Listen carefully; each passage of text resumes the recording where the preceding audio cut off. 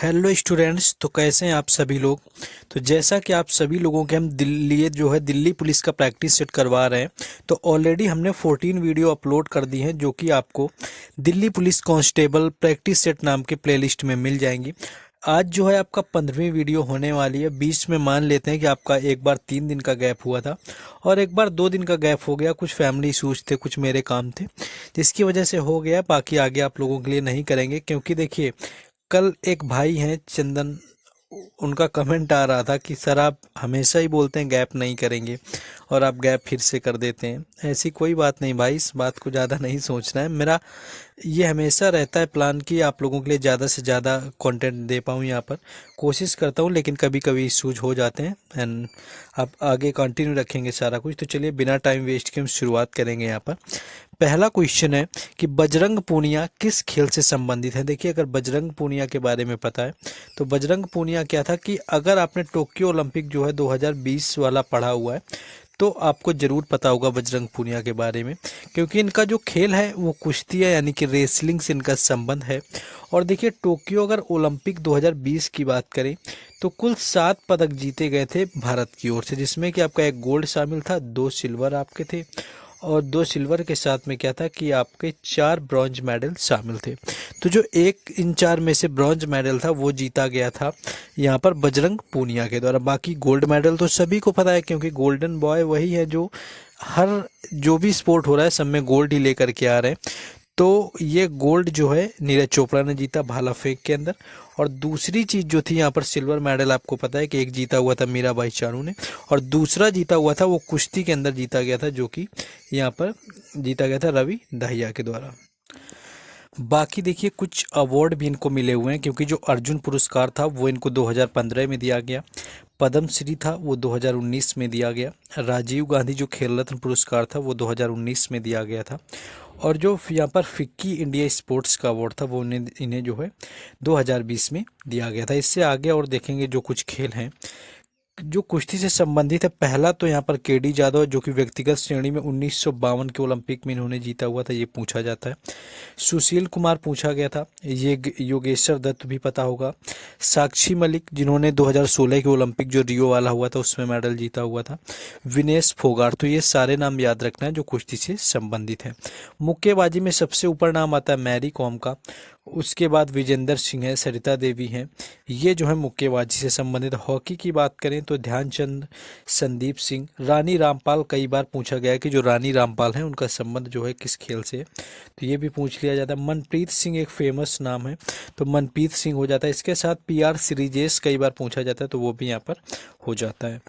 Next question आगे है कि आपका जो फुटबॉल से है, सुनील छेत्री आपको पता है, बाईचुंग भाटिया काफ़ी प्रचलित नाम रहा, और गुरप्रीत सिंह संधू, ये तीनों नाम याद रखने हैं जिनका संबंध जो है फुटबॉल खेल से। नेक्स्ट आगे बढ़ेंगे, लेकिन उससे पहले देखिए, जैसा कि आप सभी लोगों को पता है, जो लोग चैनल से जुड़े हुए होंगे उनको ये पता रहता है कि यहाँ पर जो है आप लोगों के लिए हम पेड पीडीएफ प्रोवाइड कराते हैं, जिसमें कि एक्स्ट्रा फैक्ट सॉल्यूशन आपको हमेशा ही देखने को मिलते हैं। तो आप 2024 का कोई भी एसएससी एग्जाम टारगेट कर रहे हो, देखिए जीएस इतना इंपॉर्टेंट सेक्शन है और सारा प्रीवियस ईयर से आता है। तो इन सारे जो एग्जाम 2023 में आपके हुए हैं उनको हमने कवर किया हुआ है, और इतने सारे एक्स्ट्रा फैक्ट डाले हुए हैं कि आपको same to same question exam में देखने को मिलता है। ऑलरेडी जो लोग पहले से जानते हैं उन लोगों ने जो है ले भी रखा हुआ है। तो आगे कोई भी एसएससी का एग्जाम आप देना चाह रहे हैं तो आप इसको परचेज कर सकते हैं। और देखिए, जो दिल्ली पुलिस का भी टारगेट बना रहा है, तो दिल्ली पुलिस में क्या है आपका कि वो भी एसएससी के द्वारा ये एग्जाम होना है और उसको भी टीसीएस ही कंडक्ट करवाएगा। तो आप ये सारे मान लीजिए, आपका पांचों एग्जाम का कॉम्बो ना लीजिए, सीएचएसएल आप ना लीजिए, लेकिन आपका एमटीएस 2022 और एमटीएस जो 2023 है, ये दोनों ही एग्जाम 2023 में हुए हैं, इनको मैं पर्सनल रिकमेंड करूंगा, जो कि आपको 2 पीडीएफ का जो चार्ज आपका ओनली 35 रुपीज़ यहाँ पर रहेगा। तो ये आप यहाँ पर परचेज कर सकते हैं कि आपको 35 रुपीज़ में, क्योंकि एमटीएस के जो क्वेश्चन है ऑलमोस्ट आपको देखने को मिलेंगे दिल्ली पुलिस के एग्जाम में, और इससे ऊपर का आपका सीजीएल लेवल का तो आना नहीं। तो आप परचेज कर सकते हैं, आपको ये व्हाट्सएप नंबर यहाँ पर दिया हुआ है जिस पर आप कांटेक्ट कर लेंगे और पीडीएफ को परचेज कर सकते हैं। चलिए टॉपिक में वापस आएंगे हम लोग। नेक्स्ट आगे जैसे बढ़ेंगे, नेक्स्ट क्वेश्चन है कि निम्नलिखित में से किस केंद्र शासित प्रदेश का अपना उच्च न्यायालय है? देखिए, केंद्र शासित अगर प्रदेशों की बात करें तो दिल्ली इसका राइट आंसर हो जाएगा, जिसका अपना खुद का उच्च न्यायालय यानी कि हाई कोर्ट है। बाकी अगर बात करें, जैसे आपका दादर नगर हवेली हो गया, ये भी एक केंद्र शासित प्रदेश है, लेकिन इसका अपना उच्च न्यायालय नहीं है। ये बॉम्बे उच्च न्यायालय में इसके सारे जो कार्य होते हैं यानी कि सारे कार्यक्रम होते हैं। पुडुचेरी की बात करें तो इसके सारे जो काम है वो मद्रास उच्च न्यायालय में होते हैं, जो कि तमिलनाडु में आता है। अंडमान निकोबार द्वीप समूह की बात करें तो इसके जो सारे फैसले होते हैं वो कलकत्ता उच्च न्यायालय में होते हैं। इसके साथ साथ अगर बात करें दिल्ली की, तो दिल्ली भी केंद्र शासित प्रदेश है, लेकिन सभी को पता होगा कि जो दिल्ली है तो दिल्ली में ही हाई कोर्ट है, यानी दिल्ली का अपना खुद का हाई कोर्ट है। तो ये क्वेश्चन देखिए काफ़ी अच्छा था, आपसे पूछ लिया जाता है कि किस आपके केंद्र शासित प्रदेश में जो है आपका हाई कोर्ट यहाँ पर अपना खुद का है, तो ये आपको यहाँ पर ध्यान रखना है। नेक्स्ट आगे बढ़ेंगे, क्वेश्चन देखेंगे हम लोग। नेक्स्ट आगे क्वेश्चन है आपका कि प्रार्थना समाज के संस्थापक कौन थे? देखिए, अगर प्रार्थना समाज की बात करी जाए तो जो प्रार्थना समाज था उसके जो संस्थापक रहे हुए थे यहाँ पर, तो वो थे आत्माराम पांडुरंग। देखिए, आत्माराम पांडुरंग आपसे कई बार पूछा गया और 1867 में इसकी स्थापना होती है, यानी 1867 में क्या था कि प्रार्थना समाज की स्थापना पांडुरंग, यहाँ पर आत्माराम पांडुरंग के द्वारा करी गई थी। इसके साथ साथ आपको याद रखना है प्रार्थना समाज, आत्माराम पांडुरंगा 1867। ब्रह्म समाज की स्थापना जो हुई थी 1828 में हुई थी, वो राजा राम मोहन रॉय के द्वारा। तो इस तरह से आपका आर्य समाज कई बार पूछ देते हैं, दयानंद सरस्वती हो गया। वेद समाज कम पूछा जाता है, इतना ज़्यादा नहीं, केशव चंद्र सेन और सीके धररत्लु थे। और एक आपका 1873 में जो हुआ था सत्यशोधक समाज, ज्योतिबा फुले के द्वारा। बाकी आर्य समाज आपका 1875 में था। तो ये 4-5 समाज आपको याद कर लेने, और क्योंकि इन्हीं से जो है क्वेश्चन ऑलमोस्ट आपको देखने को मिल जाते हैं। नेक्स्ट क्वेश्चन आगे देखेंगे। नेक्स्ट देखिए क्वेश्चन है यहाँ पर कि उस्ताद अल्लाह रखा खान और सहाफ अहमद खान किस वाद्य यंत्र के प्रमुख व्याख्याता थे? देखिए, यहाँ पर अल्लाह रखा खान आपका पूछ लिया जाता या फिर आपका जाकिर हुसैन पूछ लिया जाता। तो ये दो नाम तो ऐसे हैं, आपको ऑलरेडी पता होते हैं कि इनका जो संबंध है वो तबला से है। बाकी इसके साथ मान लीजिए अहमद खान दे दिया, तो आपको एक तो यहाँ पर पता है, दूसरा नहीं भी पता होगा तो उससे कोई प्रॉब्लम नहीं है। तो तबला से संबंधित एक तो नाम आपको जाकिर हुसैन बिल्कुल याद रखना है, अल्लाह रखा खां बिल्कुल याद रखना है, किशन महाराज बिल्कुल याद रखना है, और शंकर घोष। ये 4 नाम जो है आपको याद रखना है। क्वेश्चन अगर आपका तबला से बनता है तो वो इन्हीं में से पूछा जाएगा। नेक्स्ट आपके बांसुरी में एक आपको हरि प्रसाद चौरसिया और दूसरा यहाँ पर पन्नालाल घोष, ये 2 लोगों को याद रखना है जिनका जो संबंध है वो बांसुरी से, कई बार इनके बारे में पूछा जाता है। नेक्स्ट क्वेश्चन है, शहनाई की बात करें तो शहनाई के लिए बिस्मिल्लाह खान को याद रखेंगे, अली अहमद हुसैन को याद रखेंगे, और बिस्मिल्लाह खान को क्या है 2001 में भारत रत्न दिया गया था, ये भी याद रखना है। और इसके साथ जो था लता मंगेशकर को भी भारत रत्न दिया गया था। सरोद की बात करें तो अलाउद्दीन खान, अली अकबर खान, अमजद अली खान, बुद्ध देवदास गुप्ता। तो ये 4 नाम बिल्कुल याद रखने, कई बार एग्जाम में पूछे गए हैं ये सारे जो हमने बताए, जिनका जो संबंध है वो सरोद से है। नेक्स्ट आगे क्वेश्चन है, यहाँ पर क्वेश्चन है कि दक्षिण भारत की गंगा के रूप में कौन जानी जाने वाली नदी कौन सी है? तो दक्षिण भारत की गंगा की बात करें तो यहाँ पर कावेरी आपका राइट आंसर हो जाएगा, जिसको दक्षिण भारत की गंगा के रूप में जानी जाने वाली नदी है। बाकी अगर आपकी दक्षिण गंगा पूछा जाए कि दक्षिण गंगा कौन है, तो गोदावरी उसका राइट आंसर होता है, जिसे कि दक्षिण गंगा बोला जाता है, और कावेरी को है दक्षिण भारत की गंगा के रूप में जाना जाता है। तो इस तरह से याद रखना है, गोदावरी और कावेरी में कंफ्यूज यहाँ पर नहीं होना है। नेक्स्ट क्वेश्चन है कि असम में फसल काटने के बाद कौन सा त्यौहार मनाया जाता है? देखिए, मोस्ट ऑफ द टाइम क्या हुआ कि हर एसएससी एग्जाम में ये क्वेश्चन पूछा जाता है बिहू से रिलेटेड।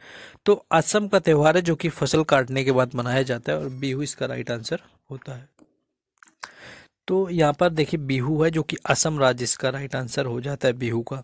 इसका जो हर साल क्या होता है, अप्रैल में बोहाग बिहू उत्सव को मनाते हैं, तो इसको बोहाग बिहू होता है। और ये एक साल में क्या होता है कि 3 बिहू मनाए जाते हैं। तो कई बार पूछ लेंगे कि कितने जो बिहू त्यौहार हैं जो कि 1 वर्ष के अंदर मनाए जाते हैं, तो ये 3 त्यौहार होते हैं बिहू के जो कि 1 वर्ष के अंदर मनाए जाते हैं।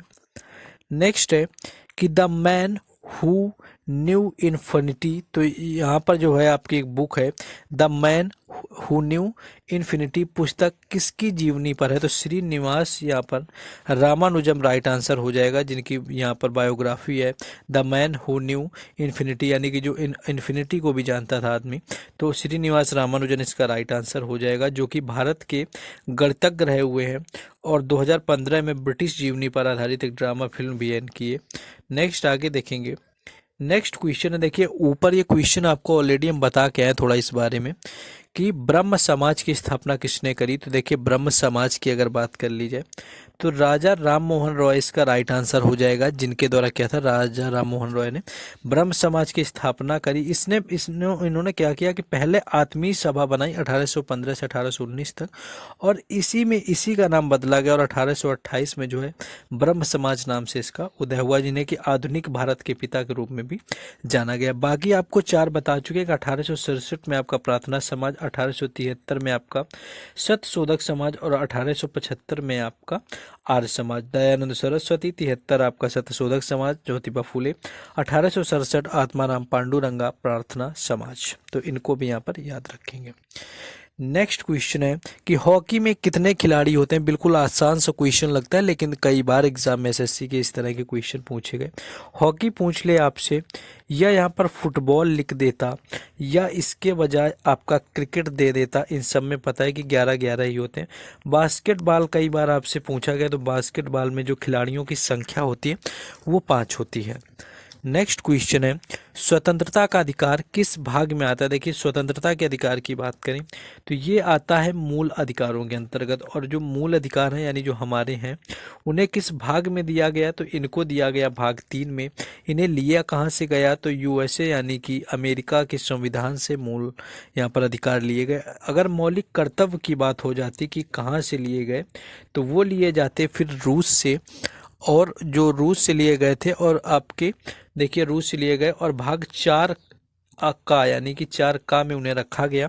मूल संविधान में कोई भी नहीं थे, लेकिन आपका जो 42वां संविधान संशोधन होता है 1976 में, जिसमें क्या था, सरदार स्वर्ण सिंह समिति की अनुशंसा पर 10 मौलिक कर्तव्य जोड़े गए, लेकिन वर्तमान में आपके 11 हैं। तो 2002 में क्या होता है, एक बार फिर से 86वां संविधान संशोधन होता है और आर्टिकल 21A जोड़ा जाता है, यानी कि 6 से 14 वर्ष की जो आयु का बच्चा होगा वो गार्जियन की जिम्मेदारी होगी कि उसको पढ़ाई लिखाए। तो उसके बारे में कुल 11 कर्तव्य मौलिक कर्तव्य है।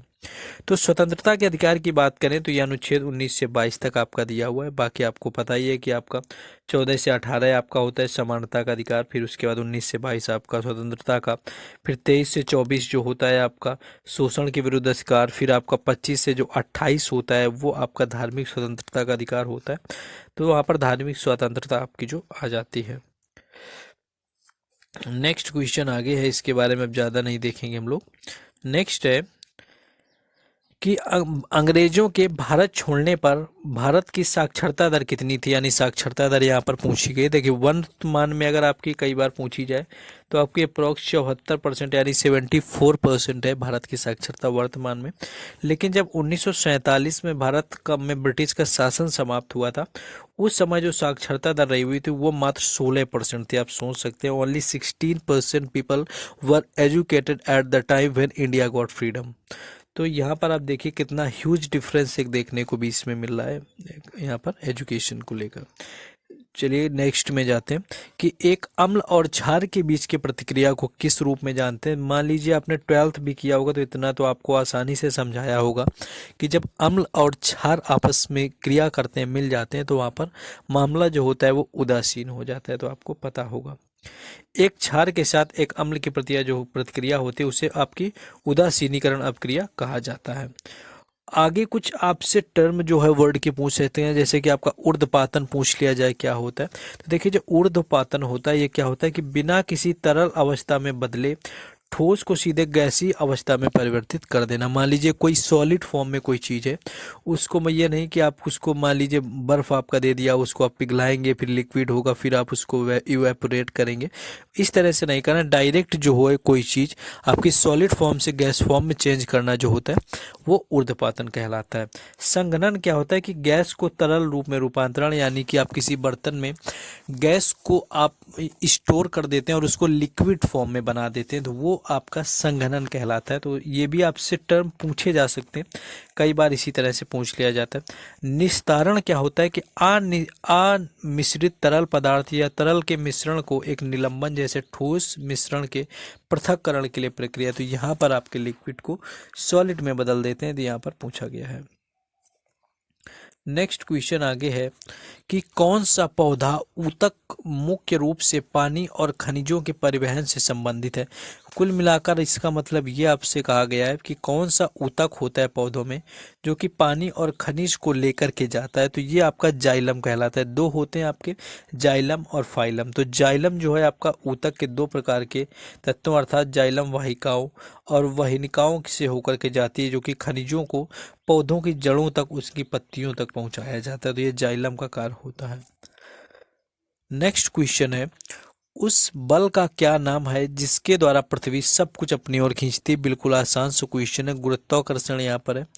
तो गुरुत्वाकर्षण के कारण क्या होता है कि कोई भी चीज़ आप ऊपर फेंकते हैं तो हर जो आपकी चीज़ है, कोई चीज़ हवा में आपकी नहीं रहेगी, वो आपकी यहाँ पर नियमित तौर पर ज़मीन में ही आती है, जो कि आपका एक शक्ति काम कर रहे होता है, आपका एक फोर्स लग रहा होता है पीछे, जो कि गुरुत्वाकर्षण फोर्स यानी कि ग्रेविटेशनल फोर्स आपका कहलाता है, जो कि कोई भी ग्रह या पिंड जो होते हैं वस्तुओं को केंद्र की ओर खींचने का कार्य करती है। तो गुरुत्वाकर्षण जो होता है, इसी के कारण क्या होता है कि सूर्य के चारों ओर जो सभी ग्रह होते हैं वो अपनी कक्षाओं में रहते हैं। नेक्स्ट क्वेश्चन आगे है कि विश्व का सबसे पुराना टेनिस टूर्नामेंट कौन सा रहा हुआ था। देखिए, टेनिस टूर्नामेंट जो होते हैं आपके चार होते हैं, आपको पता होगा, अमेरिका ओपन, फ्रेंच ओपन आपका, ठीक है, उसके बाद आपका एक विंबलडन होता है, ऑस्ट्रेलिया ओपन होता है ना।